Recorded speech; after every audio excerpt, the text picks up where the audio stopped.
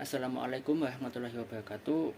Nama saya Hafid Hadian Amrullah dari kelas SPI 1 atau SPI Daring NIM 204104040015. Dalam video ini saya akan menjelaskan tentang struktur birokrasi Majapahit untuk memenuhi tugas UTS mata kuliah Sejarah Komunitas Islam dan Demokrasi yang diampu oleh Bapak Mawadi Boybosanjoyo.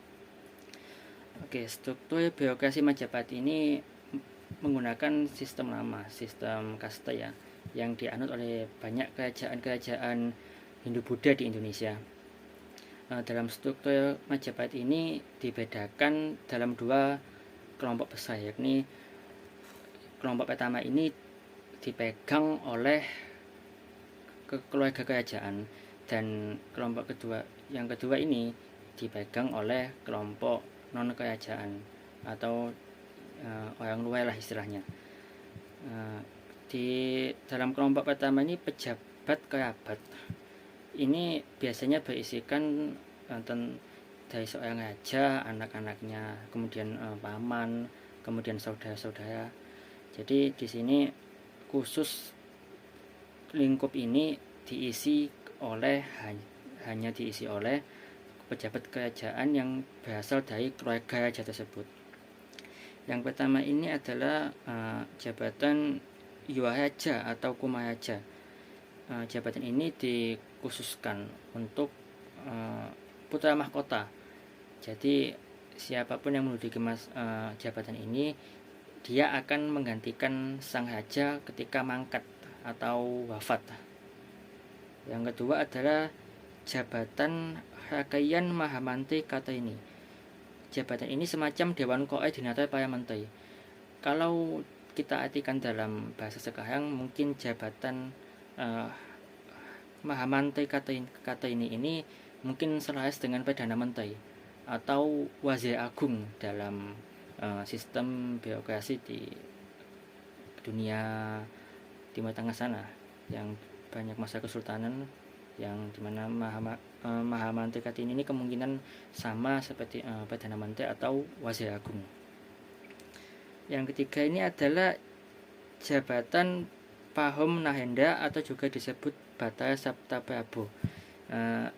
Dalam jabatan ini diisi biasanya oleh raja, ayah, ibu, paman, bibi, adik dan adik sepupu dari sang raja. Jabatan ini biasanya adalah digunakan untuk dewan perlembagaan khusus.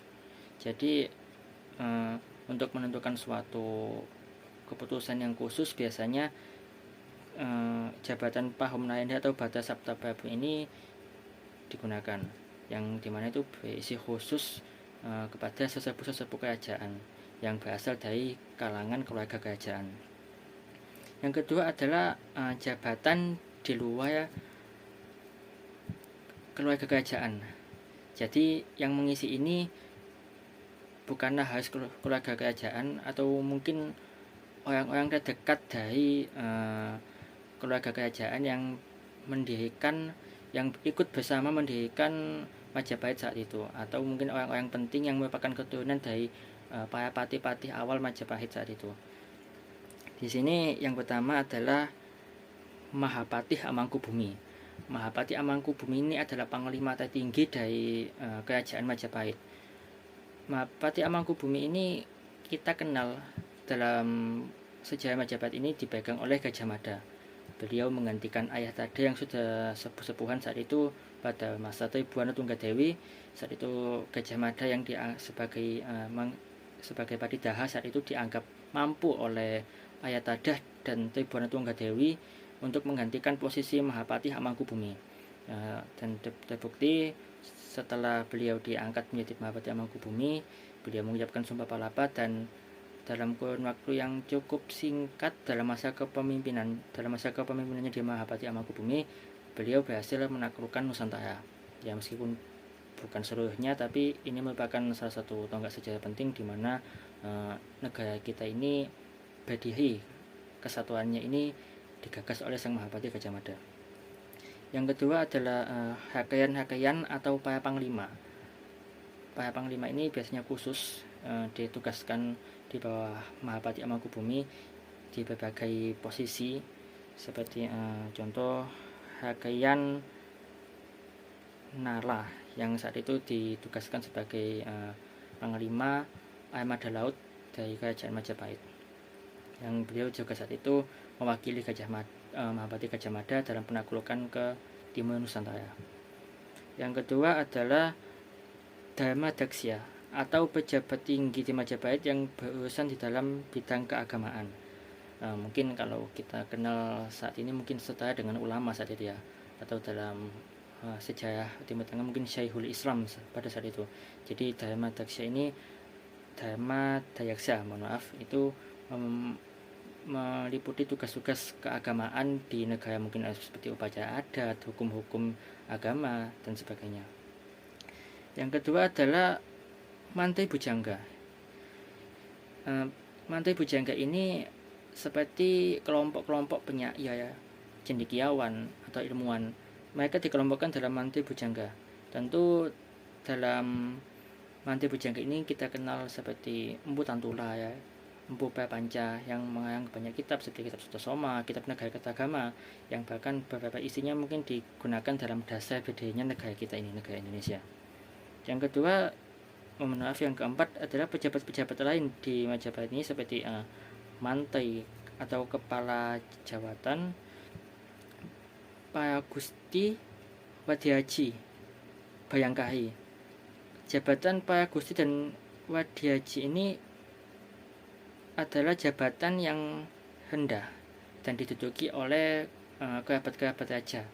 Biasanya ini diduduki oleh famili-famili jauh yang kemungkinan menyebar ke seluruh wilayah Majapahit saat itu. Mungkin sekian yang bisa saya sampaikan tentang birokrasi Majapahit, yang dimana memang dalam birokrasi ini mengadopsi sistem lama atau sistem kuno dari birokrasi negara kerajaan monarki ya, yang sistem monarki absolut, di mana kekuasaan ini benar-benar absolut hanya dipegang oleh raja atau keluarga kerajaan. Lanjut ke materi yang kedua, yakni tentang organisasi Islam yang ada di Indonesia. Organisasi Islam yang ada di Indonesia yang akan saya bahas kali ini adalah organisasi yang paling besar yang ada di Indonesia dan juga sangat terkenal di Indonesia, yakni organisasi Nahdlatul Ulama atau yang biasa disingkat dengan NU. Organisasi Nahdlatul Ulama ini berdiri pada tanggal 31 Januari 1926 Masehi atau yang bertepatan pada tanggal 16 Rajab 1344 Hijriah, dan didirikan oleh salah satu tokoh ulama terkemuka yang berada di Jawa Timur saat itu, yakni Kiai Haji Hasyim Asy'ari. Kiai Haji Hasyim Asy'ari ini mendirikan Nahdlatul Ulama di kota Surabaya. Pada saat itu perkembangan Nahdlatul Ulama ini berdiri atas atas usaha para ulama untuk mempertahankan nilai-nilai Islam yang tradisionalis. Nilai-nilai Islam yang sangat tradisionalis ini selaras dengan apa yang diajarkan oleh Sunan Kalijaga, atau tentang bagaimana saat Islam pertama kali berkembang di Pulau Jawa. Jadi bagaimana saat itu Islam masuk dengan kultur budaya Jawa yang disesuaikan dengan syariat Islam, sehingga tercipta kebudayaan-kebudayaan baru atau bahkan kebudayaan lama yang diubah memiliki unsur-unsur nilai Islami. Nahdlatul Ulama ini menganut paham Ahlus Sunnah wal Jamaah atau aliran Sunni. Ahlus Sunnah wal Jamaah ini yaitu sebuah pola pikir yang mengambil jalan tengah antara nas, Al-Quran dan hadis dengan akal, ijma, dan qiyas. Oleh sebab itu, dalam hukum Islam yang dianut oleh warga Nahdlatul Ulama kebanyakan ini tidak hanya terfokus pada Al-Quran dan Al-Hadis saja, namun juga diseimbangkan dengan pemikiran dan pola pemikiran saat itu, bagaimana saat itu perkembangan zaman yang mulai modern, perkembangan teknologi, di mana saat itu mereka juga menyesuaikan hukum Islam yang saat itu bersumber dari Al-Quran, disesuaikan dengan perkembangan zaman yang ada, sesuai dengan syariat dan perkembangan yang ada. Dalam akidah NU atau Nahdlatul Ulama, mereka ini merujuk kepada Abu Hasan al-Asy'ari, yaitu salah satu tokoh ulama yang bisa dibilang adalah penggagas dari Ahlus Sunnah wal Jamaah saat itu. Sementara itu dalam fikih Nahdlatul Ulama lebih merujuk kepada Imam Syafi'i, dan pada bidang tasawuf Nahdlatul Ulama merujuk kepada Imam Al-Ghazali. Perkembangan Nahdlatul Ulama ini kemudian menarik simpati dari kebanyakan masyarakat, terutama bagi masyarakat yang saat itu masih terikat dengan nilai-nilai Islam tradisionalis.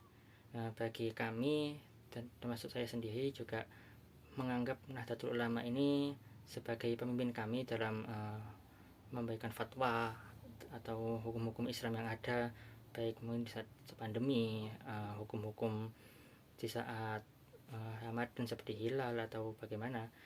Dari kami masyarakat yang masih memegang nilai-nilai tradisionalis ini masih mengikuti fatwa-fatwa yang dikeluarkan oleh ulama-ulama dari Nahdlatul Ulama. Kami menganggap itu karena dari segi pola pikir yang kami miliki dan pola pikir yang mereka miliki ini masih sama, dan mereka juga memberikan toleransi tentang kegiatan-kegiatan atau ritual-ritual yang kita lakukan, yang dimana ritual-ritual itu juga termasuk ritual yang diajarkan oleh Sunan Kalijogo dan para sunan-sunan terdahulu yang saat itu memadukan antara Islam dan kebudayaan. Mungkin itu penjelasan singkat dari saya tentang organisasi Nahdlatul Ulama, dan kemudian bagaimana hubungannya organisasi ini dengan masyarakat di Nusantara, terutama di Jawa yang saat itu sangat kental dengan nilai-nilai kebudayaan, yang dimana agama Islam tumbuh dengan berbarengan dengan nilai-nilai Jawa yang saat itu sangat kental di masyarakat Jawa. Sekian dari pemaparan saya atas kedua materi yang telah saya sampaikan di atas, yakni tentang biografi pada Kerajaan Majapahit dan organisasi Nahdlatul Ulama. Saya mohon maaf yang sebesar-besarnya apabila dalam pengucapan terdapat salah kata ataupun yang tidak berkenan di hati Anda sekalian. Wabillahi taufiq wa hidayah. Khairul kalam. Assalamualaikum warahmatullahi wabarakatuh.